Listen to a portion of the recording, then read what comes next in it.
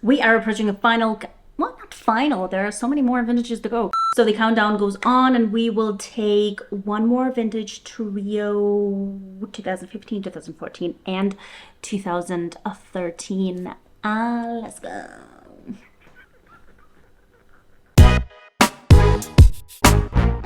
"2015, all critics unanimously yell out, this is the greatest vintage." Why? Well, there's this one formula which says muscle plus finesse equals perfection in Burgundy. My friend Roland actually has a very accurate metaphor which goes like this: a ballerina, so frail and delicate, but sculpted and unimaginably fit and strong. I like that. And so, ladies and gentlemen, our 2015s. Weather was blessed by the gods. Grapes spoiled by the sun. Warm spring, immaculate bud break. This warm summer, just enough rain. And also remember, irrigation in Burgundy is forbidden. So it's important to have just at least, a little bit of rain. 2015 was also an early harvest. Some winemakers started like September 1st, which is very early for Burgundy. There was actually kind of a small, teeny tiny concern about the acidity, but almost all of the wines turned out to have this absolutely perfect balance. And their acidity is kind of super, nice and ripe. It's not this kind of piercing, kind of lemon. No, it's very ripe, even sweet kind of feeling, very very ripe fruitiness. So all of you, sour wines, why isn't for me? Acidity. Give 2015 a chance. Give it a chance, okay? Promise? Oh, what I also find so interesting in 2015 is this very signature kind of herbal component. This, garrigue, this lavender, rosemary, thyme, every time. Rosemary-thyme combo. So when I taste Pinots blindly, I often catch myself, first looking at the color, of course, and if I have this kind of brick faded color, and if the acidity, like I said, has this lovely sweetness and ripeness to it, and on top of that, if I know, ooh, there's this little herbaceous herbal component, I'm calling 2015.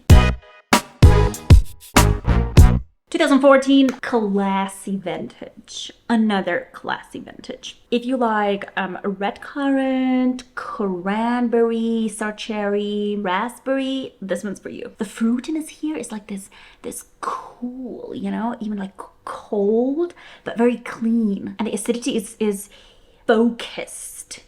It's gonna even agitate you a little bit. It's gonna give you a little goosebumps or a little watery eyes, whatever's your thing when you catch something which is very refreshing. The nice kind of tight acidity. 2015 can do that.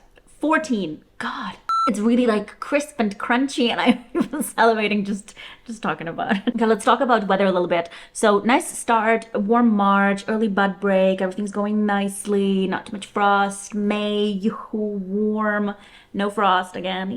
But Burgundy's miss unpredictability. So here goes.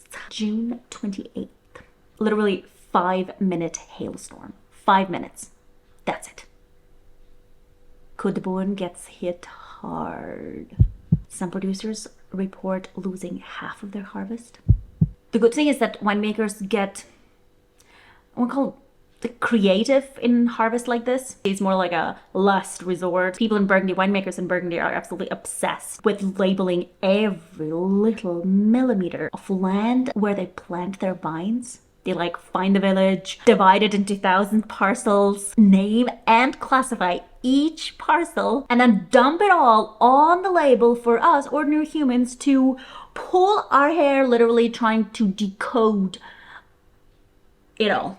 Well, in 2014, there was actually not enough crop. The yields were not high enough to make wine from each individual parcel like that. So you kind of gonna see labels looking simpler in 2014. So the winemakers decided to kind of mix different parcels, given that they're all part of the same village and classification. So you'll see a lot of Chassagne Premier Cru instead of Chassagne Premier Cru Morgeau or Volnay Premier Cru instead of Volnay Premier Cru Ligniton. Anyway, the summer in 2014 was kind of cool and wet, which could promote humidity, but the cool thing was that there was these northern winds that kind of swept off all of that humidity, so that prevented diseases. Oh, and one more super strange thing that apparently happened in 2014 was fruit fly epidemic.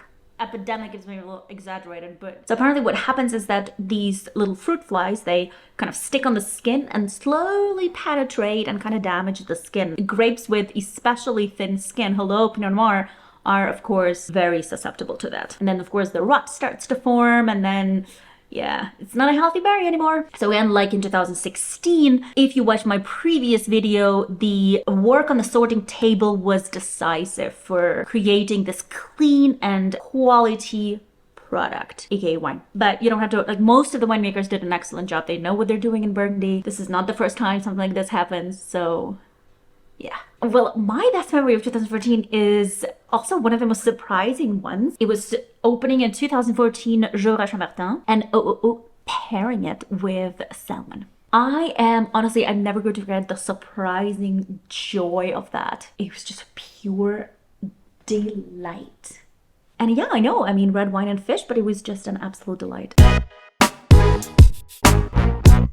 In 2013, not everybody's darling. April, March, the coldness, cold, chill weather. May wasn't better. It was just raining and it was damp, and the winemakers couldn't even bring their tractors into the vineyard. It was raining so much that some plots were literally like flooded. And then in May, on May 25th, snow. End of May, snow. Thankfully July brought some sun. So, but the actual problem in 2013 was getting the grapes ripe.